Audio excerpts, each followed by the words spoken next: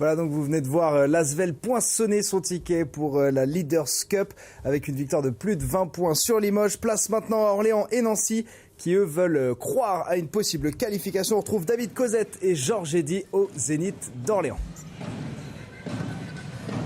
Oui, Clément, merci. Eh bien, écoutez, le match va commencer dans 2 minutes. Hein, Georges, juste le temps pour nous de découvrir les 2-5 majeurs. Alors, c'est parti pour les 2-5. D'abord, celui d'Orléans. Beaucoup de talent.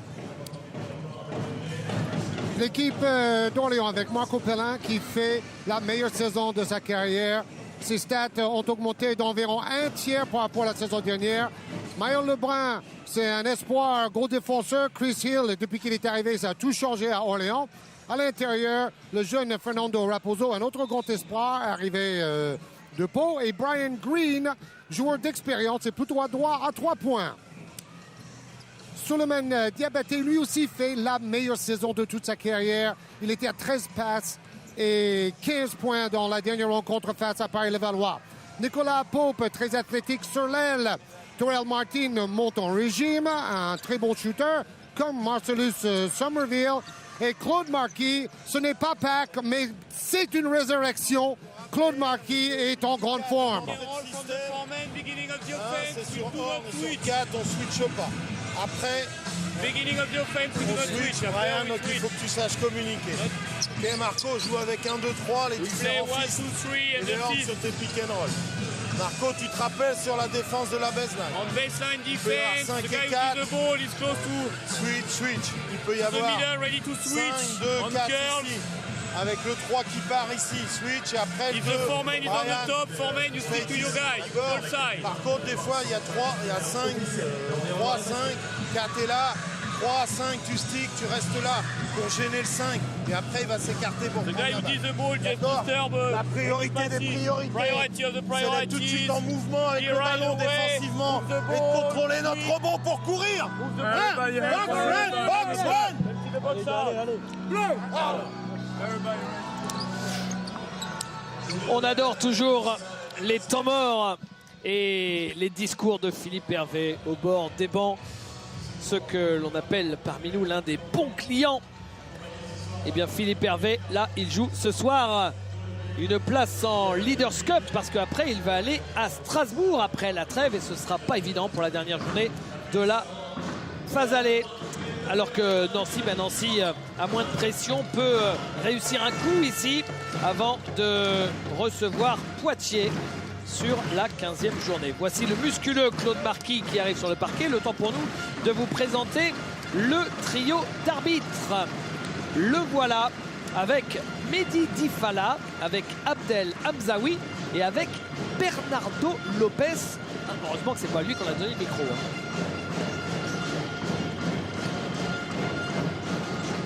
Au Zénith, la 14e journée de la Pro A dans ce double-header de fête pour les fêtes de Noël. D'ailleurs, il va y avoir un coup d'envoi fictif. Voilà Brian Green, l'un des plus anciens du championnat de France parmi les joueurs américains, hein, parce qu'il est passé à l'Asvel, il était déjà passé ici par Orléans avant d'y revenir. Oui, Philippe Hervé compte beaucoup sur son expérience comme cadre de l'équipe, un peu comme Marc-Antoine Pellin, absolument génial depuis la bonne série d'Orléans après un début de saison difficile pour toute l'équipe. Alors, évidemment, comme Georges vous en parle, les chiffres, Orléans qui a fait 4 victoires consécutives avant la défaite à Limoges il y a 2 jours, mais ils avaient fait 4 victoires consécutives alors qu'en début de saison c'était 2 victoires pour 6 défaites. Et pour Nancy, il reste sur 5 victoires et 2 défaites, alors qu'en début de saison c'était 1 victoire pour 5 défaites. C'est-à-dire que c'est en gros 2 équipes qui ont complètement inversé leur bilan comptable au bout d'1 mois et demi de compétition. Et qui se retrouvent maintenant à 6 victoires et 7 défaites chacune. C'est parti avec Marco Pellin dans le cadre majestueux de ce Zénith d'Orléans. Avec une belle lumière et un beau shoot de Chris Hill pour commencer.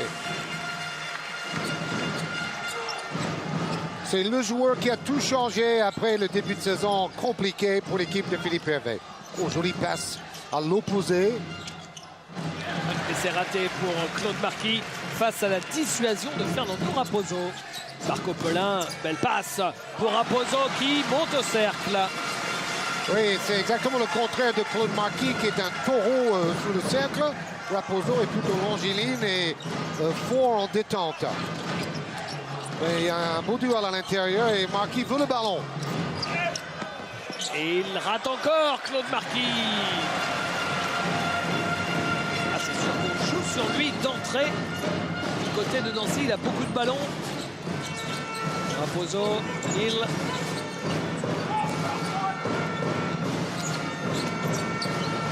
Marco Pelin en bas, Raposo. Bonne circulation de balle alors que il y a eu l'aide dans la raquette et c'est Brian Green au final. Énormément de patience sur cette attaque posée. Ils ont joué les deux côtés avec 5 ou 6 passes et ça finit pour un double pas de Brian Green. À 3 points, raté. Pour Terrell Martin, quand il était arrivé, Jean-Luc Manchot nous annonçait que c'était de la dynamite. Il a mis pas mal de temps pour nous montrer ses qualités, mais sur le dernier match gagné à la maison contre Paris, il fait quand même 21 points et 8 rebonds. Green avec Hill. It's Hill. Il y a shooter, David. Il a un drôle de tir parce que la main est derrière le ballon. Mais regardez, le fouetté est extraordinaire et la rotation aussi. Et 9-0 pour commencer. 9-0. C'est assez énorme. Et temps mort demandé par Jean-Luc Monchot.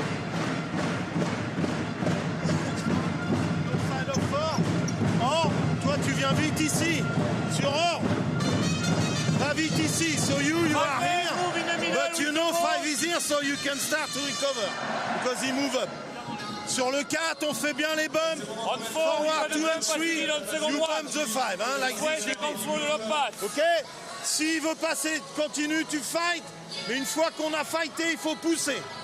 Le maximum, on essaye de pousser Marquis.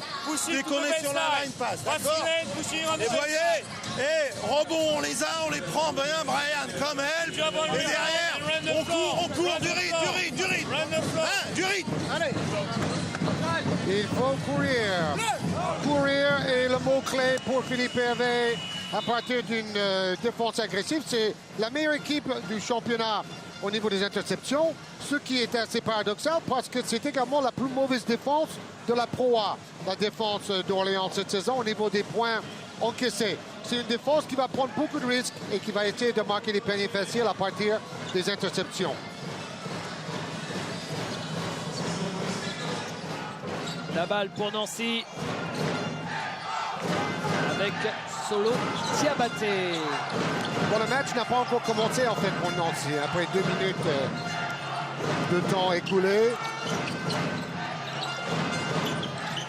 Somerville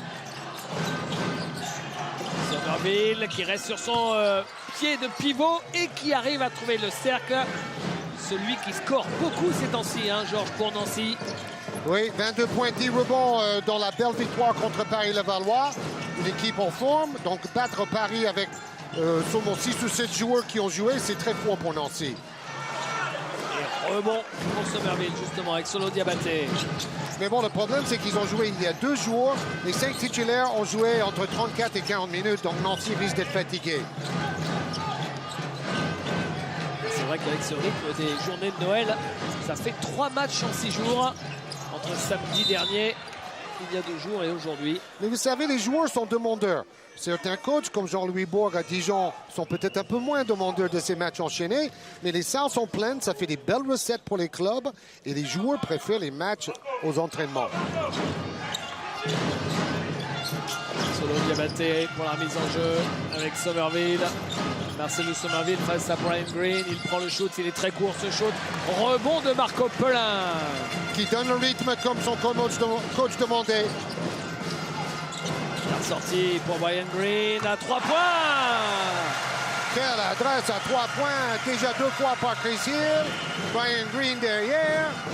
Bon, il faut savoir, c'est quand même l'équipe la plus à droite du championnat à 3 points. 37% pour Orléans cette saison. Solo Diabaté raté. Claude Marquis qui marque. Donc il faut appuyer sur le jeu de taureau sous le cercle de Claude Marquis. J'ai dit c'est une véritable renaissance pour ce joueur qui a retrouvé la forme physique et donc des bonnes stats.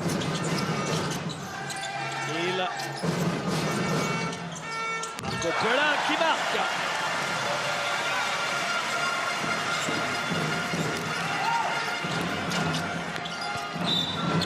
Ouh, et ça a failli retomber sur sa jambe à Somerville.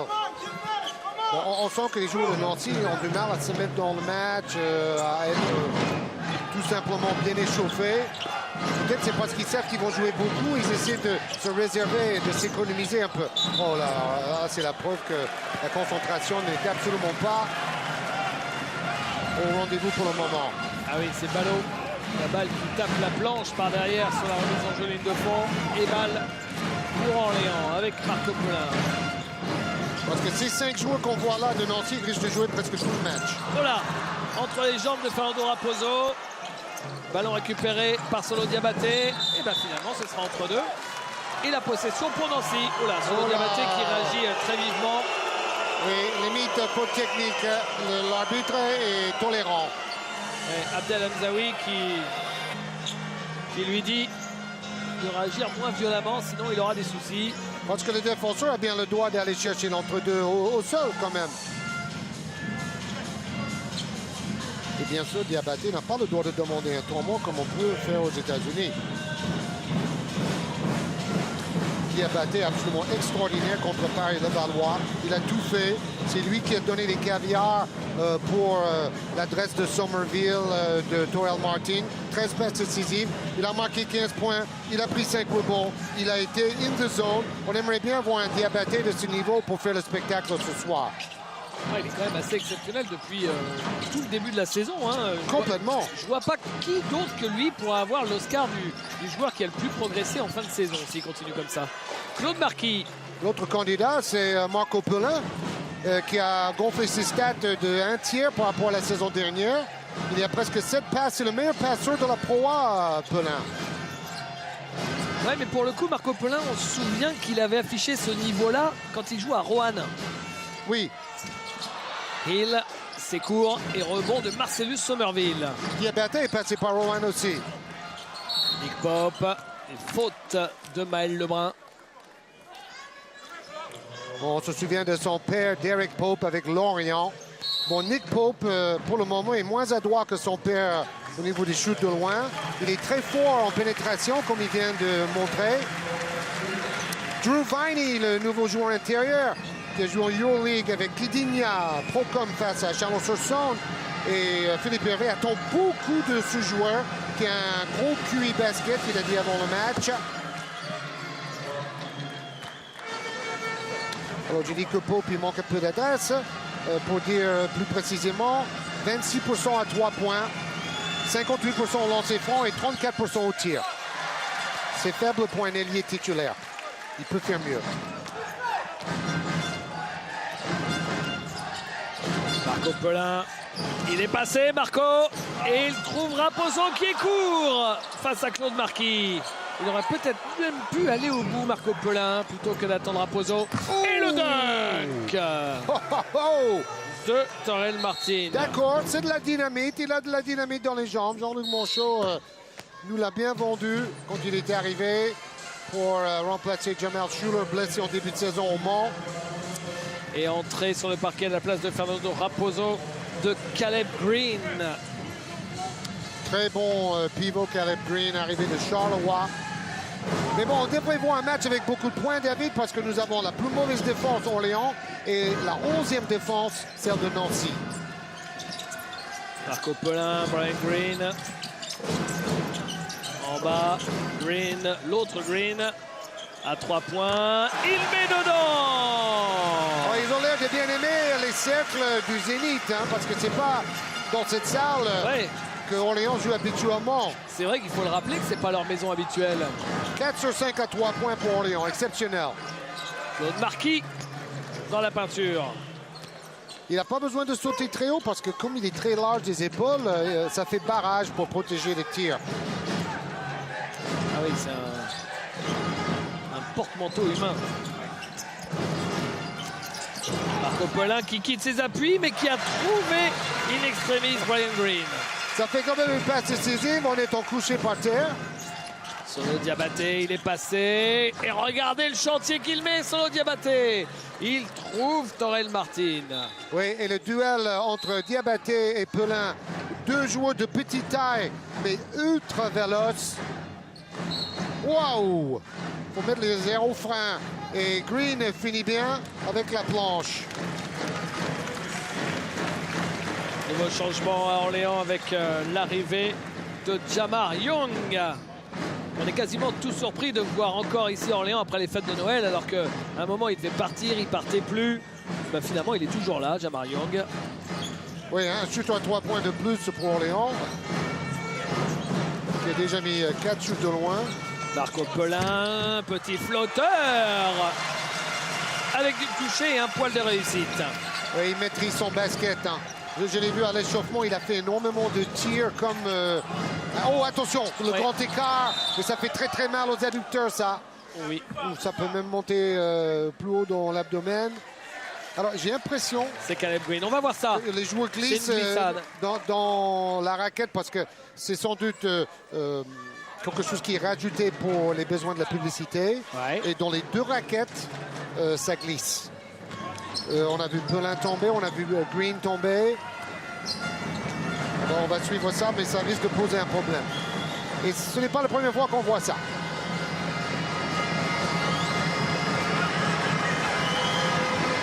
C'est incroyable. Il jette le ballon, il n'y a pas de rotation du tout. Il a du mal à... Et ça fait un peu penser à Dwight Howard quand il est au lancer franc Claude Marquis, qui a pris 16 rebonds dans le dernier match contre Paris. Ah bah voilà, comme Dwight Howard alors. Oui, il est à peu près dans les mêmes stats, tout à fait. Ou même mieux que Dwight Howard en ce moment. Jamar Young.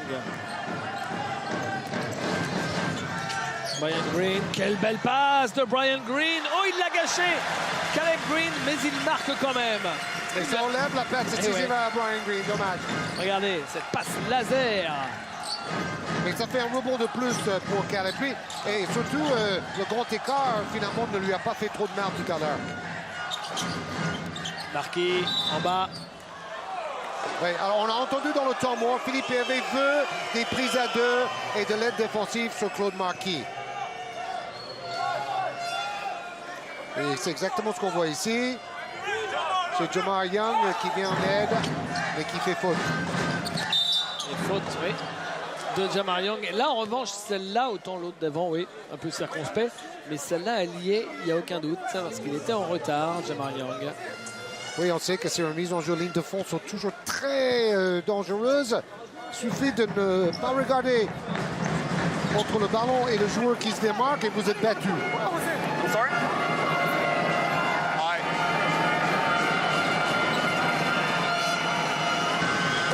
Deux fautes trop rapidement prises par Jamar Young.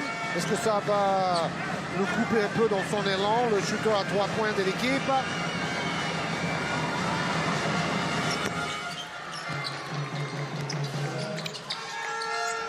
Jamar Young, c'est le feuilleton de la saison. On ne sait pas s'il va rester, s'il a des propositions.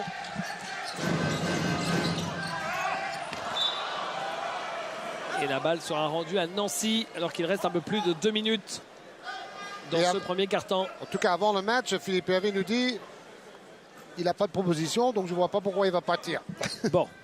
Ça serait quand même bête de laisser tomber un bon job pour quelque chose qui n'est pas concret.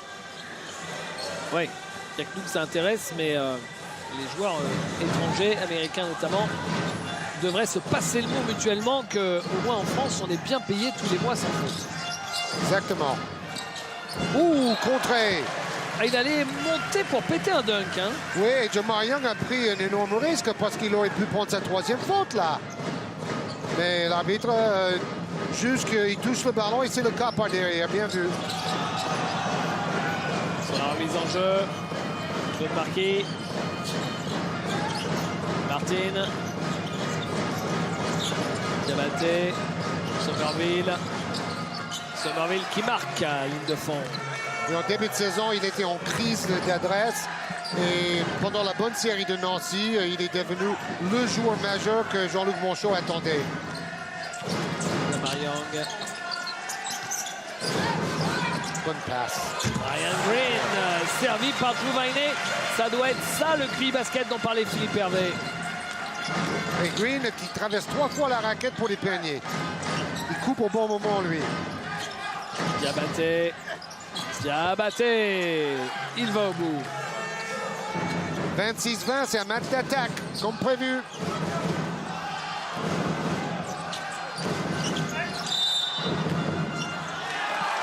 Et Diabaté fait la faute sur Green et il se met un peu le public à dos. Donc il va vivre une chaude soirée. C'était seulement la première faute commise par Nancy. Vous voyez le panier de Solo, Diabaté. Bah, comme Nancy doit tenir avec ce 5, ils n'ont pas intérêt à faire des fautes trop tôt dans le match. Kenny Grant arrive, il a joué dans le dernier match, mais peu. Et bon point pour Drew Viney.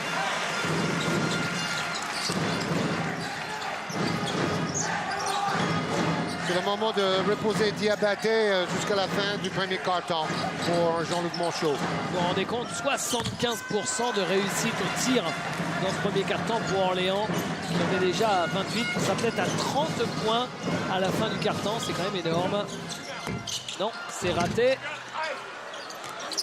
Et la balle Bien sauvé, est bien. sauvée Oh. par Kenny Grant. Ah non. Ah, il avait le pied sur la ligne. Le Suédois.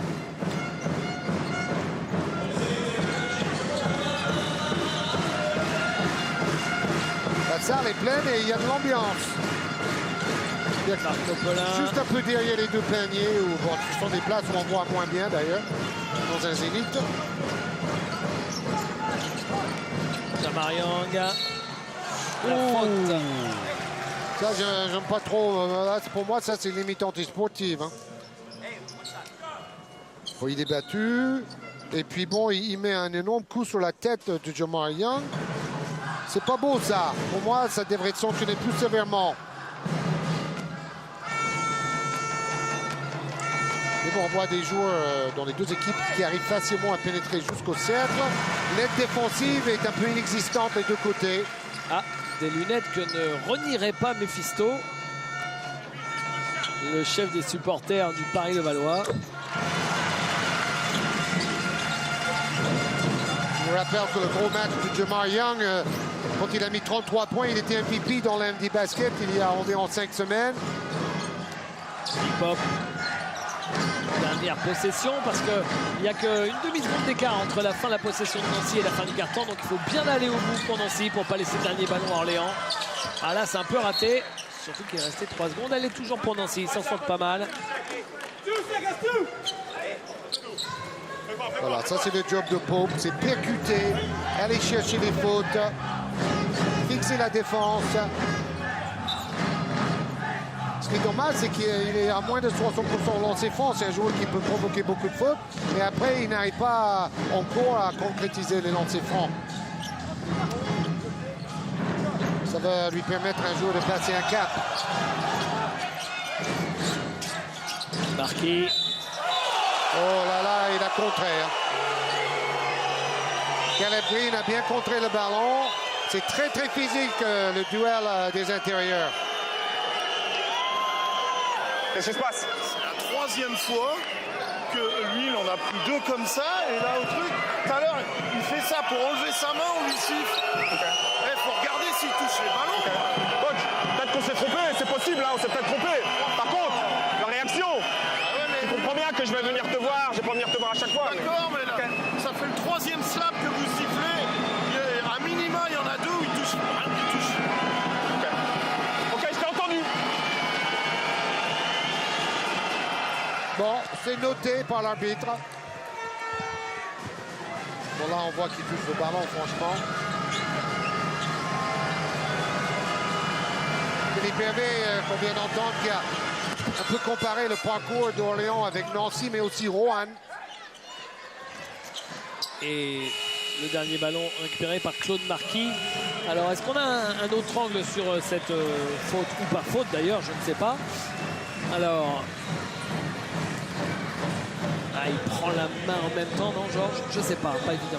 Est-ce que la main fait partie du ballon? Ouais, il touche un peu la main gauche, c'est vrai. C'est vrai. Mais le truc, c'est que s'il touche d'abord le ballon et après la main, normalement, il faut laisser jouer, à mon sens.